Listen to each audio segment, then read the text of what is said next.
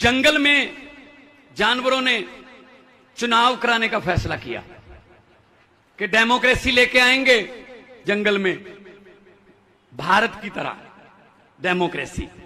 शेर अपने आप राजा बन जाता है, इसको कौन बनाता है भाई? शेर भी इलेक्शन लड़ ले, अगर ये जीत गया ये बन जाएगा। तो जंगल में माहौल क्या था, इस कविता में छोटी सी सुनाने वाला हूं, उसमें कहीं भी देश का नाम नहीं है हमारे, लेकिन जो सुनता है वो देश में ही रहता है, वो सोचता ही ये है कि हाँ ये यहां भी यही होता है। इलेक्शन कमीशन ने जैसे ही जंगल में आम चुनाव ऐलाने, इलेक्शन कमीशन ने जैसे ही जंगल में आम चुनाव ऐलाने, अपने अपने चुनाव प्रचार पर लगे जानवर जाने। शेर जी बकरी के घर गए, बोले बहन जी सत श्री अकाल है, और सुनाओ क्या हाल चाल है। बकरी बोली हाल तो ठीक है, लेकिन मेरा दिल आज हैरान पड़ा है कि शेर मेरे आगे दोनों हाथ जोड़कर खड़ा है। शेर ने कहा बहन जी शर्मिंदा मत करो, अब हम जंगल में एकता और अखंडता से रहेंगे। अपने मेमनों को समझा देना कि अब शेर अंकल उनको कुछ नहीं कहेंगे। रंग बिरंगी झंडियों से रंगा पड़ा था चंबल, रंग बिरंगी झंडियों से रंगा पड़ा था चंबल, बिल्लियां बांट रही थी चूहों को मुफ्त कंबल। गीदड़ को कहा गया आधा जंगल तेरा होगा, गीदड़ को कहा गया आधा जंगल तेरा होगा। उल्लू को बोले वोट डाल दिन में भी अंधेरा होगा।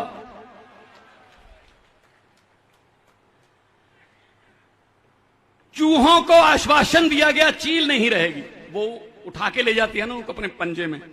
चूहों को आश्वासन दिया गया चील नहीं रहेगी, चीलों को भरोसा दिया गया चूहों की सप्लाई में ढील नहीं रहेगी। अब पूरा इलेक्शन कैंपेन करके दिन में शेर अपने घर जाता है, कहता है मेरी पत्नी शेरनी सारा जंगल घेरनी, क्या कर रही है शेरनी? तो शेरनी ने कहा शेर जी पतिदेव जी मेरा बाहर सैर पर जाने को दिल करता है, एक नरम सा नाजुक सा खरगोश खाने को दिल करता है। तो शेर ने कहा रे भाग्यवान ये सुन ले मेरी फरियाद, खरगोश जितने मर्जी खा लेना लेकिन इलेक्शन के बाद, इलेक्शन के बाद। ऐसा करते हैं ये हमारे साथ, ऐसे वादे करते हैं, उनके साथ भी वादे कर लेते हैं, हमारे साथ भी वादे कर लेते हैं, और इलेक्शन के बाद ये खरगोश की तरह हमें खाते हैं फिर 5 साल।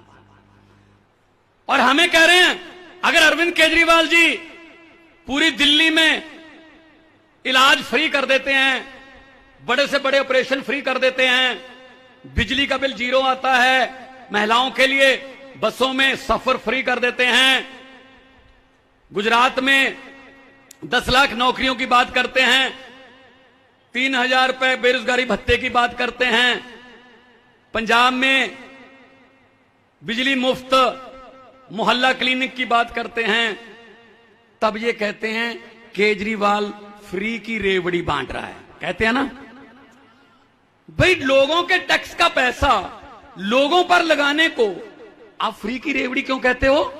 जो कनाडा अमेरिका और डेवलप कंट्री हैं वो भी देते हैं अपने नागरिकों को पैसे, वहां इसको सोशल सिक्योरिटी बोलते हैं। अच्छा बिजली पैसे बचा के जो पुल बनना था 350 करोड़ में, उसको 200 करोड़ में बना के नई टेक्निक से 150 करोड़ बचा के लोगों की बिजली फ्री कर दी, इलाज फ्री कर दिया। ये फ्री की रेवड़ी थोड़ी है। अगर ये फ्री की रेवड़ी है तो मोदी साहब मुझे ये बता दीजिए हर व्यक्ति के खाते में 15 लाख आने वाला पापड़ किसने बेचा था?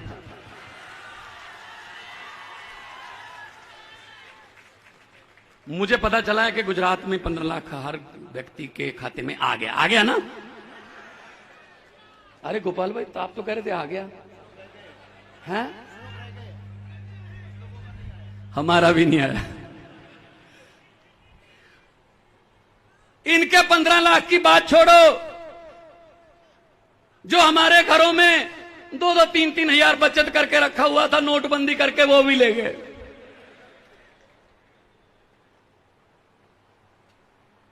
ये इनकी हालत है। बैंक बेच दिए, जहाज बेच दिए, रेलवे स्टेशन बेच दिए, कुछ नहीं। रेलवे स्टेशन बेच दिए, LIC बेच दी, बड़ी बड़ी सरकारी कंपनियां बेच दी, सब कुछ बेचा है, सिर्फ एक चीज खरीदी है, मीडिया।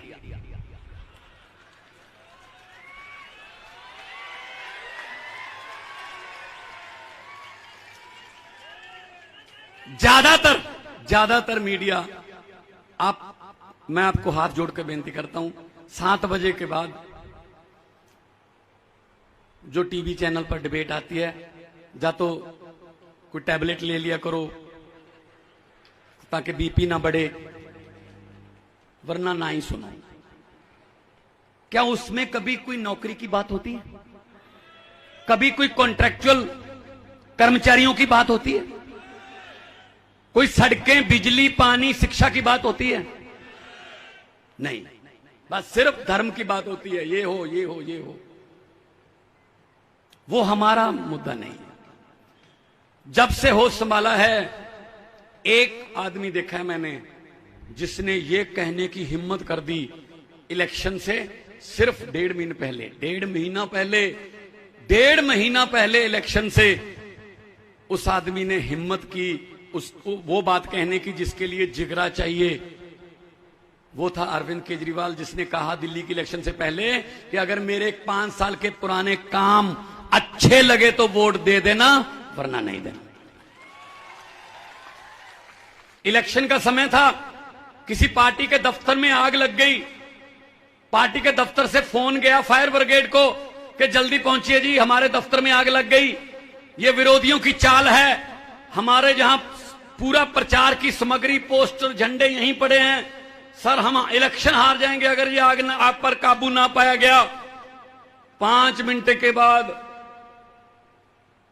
उसी फायर ब्रिगेड में फिर फोन गया उसी आदमी का, कहते जी आने की जरूरत नहीं है, कोई आग बुझाऊ गाड़ी आने की यहां लाने की जरूरत नहीं है। तो उन्होंने पूछा क्या आग पर काबू पा लिया गया है? कहता आग पर काबू नहीं पा लिया, मैंने ही पार्टी बदल ली है, अब वो विरोधी पार्टी का दफ्तर है, जलने दो। ये होता रहा आपके साथ, कभी इधर कभी उधर। अगर ये ऐसा कर सकते हैं नेता लोग, कभी उधर बदल गए कभी इधर बदल गए, तो तुम एक जगह पे क्यों खड़े हो? तुम भी इस बार झाड़ू उठा लो, बदल लो।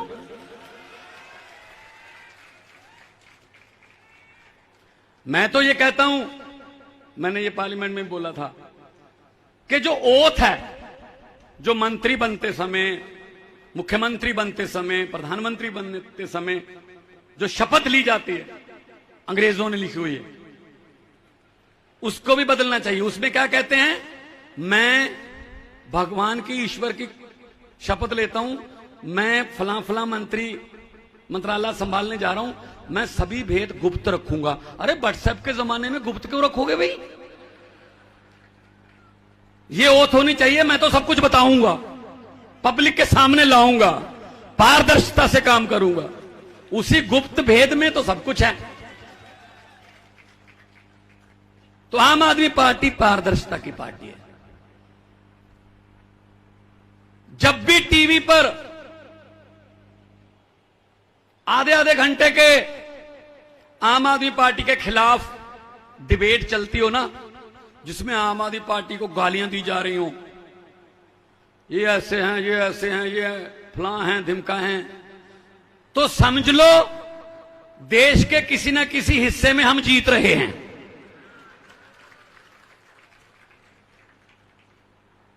आम आदमी पार्टी, आम लोगों की पार्टी। आप लोगों के जो कॉन्ट्रैक्ट साइन किए गए हैं, तलवार लटकाई हुई आपकी नौकरी पर, जब भी निकाल दें, कोई पता नहीं कब निकाल दें, कोई उसमें आपको सुविधाएं नहीं मिलती, तो फिर 75वें आजादी दिवस पर हम लाल किला से कैसे बोलने की हिम्मत कर सकते हैं कि देश को हम ये बना देंगे, वो बना देंगे, जब हमारे युवाओं को और हमारे जो कर्मचारी हैं उन्हीं को हम भी पक्का नहीं कर पाए अभी तक।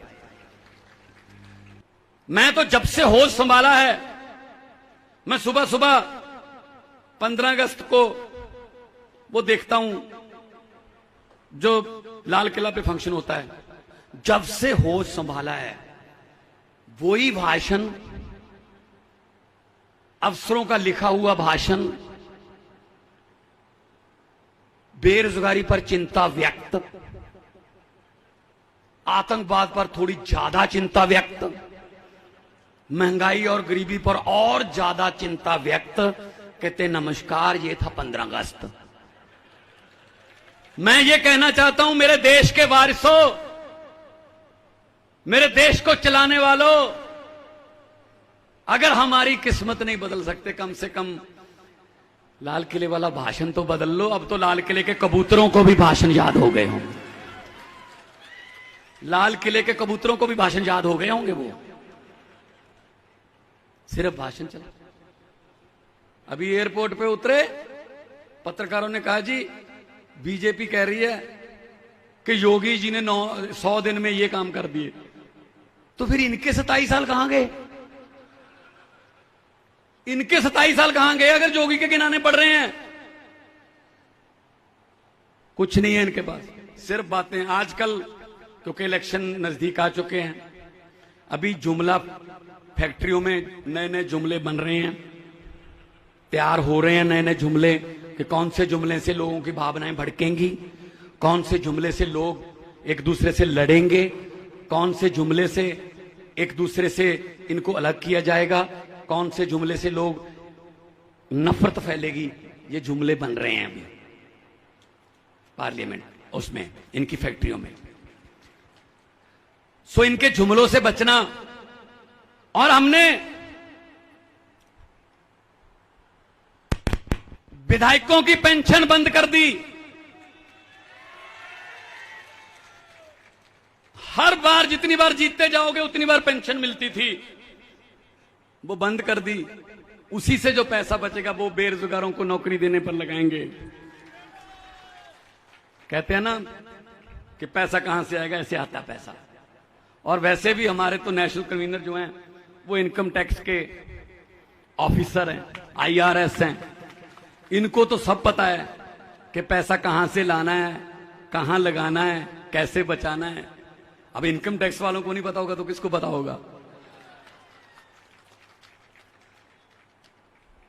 तो ये दिल्ली में हमने सफलतापूर्वक करके दिखा दिया। कांग्रेस वैसे तो मतलब क्या हालत हो गई है कांग्रेस की कि जिसको भी कहो कांग्रेस का प्रधान बनना है, कहता नहीं नहीं मैं नहीं बनूंगा, मैं नहीं बनूंगा, भाग रहे हैं। मैं सबसे कहते जी पुरानी पार्टी 1885 में बनी थी, 2 टर्म से 2015 में और 2020 में देश की राजधानी में देश की सबसे पुरानी पार्टी 2 बार हो गए। कितने MLA हैं? 0। जहां सोनिया गांधी, राहुल गांधी, अमित शाह जी, बीजेपी के सारे मंत्री रहते हैं, वहां का MLA पता कौन है? अरविंद केजरीवाल।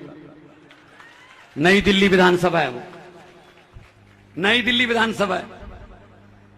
इसका मतलब इन नेताओं के घर में जो काम करते हैं, रसोई में या माली, सब आम आदमी पार्टी को वोट देते हैं, क्योंकि वो इनको नजदीक से देखते रहते हैं कि इनकी नीयत क्या है।